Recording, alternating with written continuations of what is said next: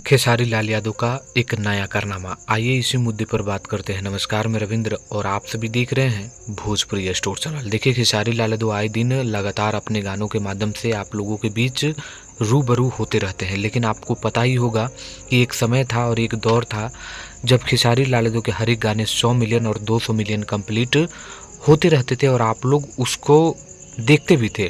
लेकिन फिलहाल अभी खेसारी लाल यादव का कोई गाना 100 मिलियन नहीं हो रहा था। लेकिन आपके लिए खुशखबरी है कि हारमोनिया गाना, जी हाँ दोस्तों, हारमोनिया ये गाना है जो खेसारी लाल यादव का पम्मी रिकॉर्ड पर आया हुआ ये गाना 100 मिलियन के कलम में शामिल हो चुका है। हालांकि मैं उस गाने का वहाँ ओरिजिनल जाकर देखा तो 80 मिलियन दिखा रहा था, लेकिन ये गाना 100 मिलियन हो चुका है। वहीं ये गाना इस समय पॉपुलर हो चुका है पम्मी रिकॉर्ड पर भी। तो ये कारनामा खेसारी लाल यादव का लगातार देखने को मिल रहा है और हमेशा देखने को मिलता था। हालांकि इस समय थोड़ी सी डाउन थी, लेकिन अब एक बार फिर से खेसारी लाल यादव एक्टिव हैं और ऐसा कारनामा लगातार एक बार फिर से देखने को मिलने वाला है। तो ये अपडेट था, आपको अच्छा लगा तो लाइक करके शेयर करिएगा। धन्यवाद।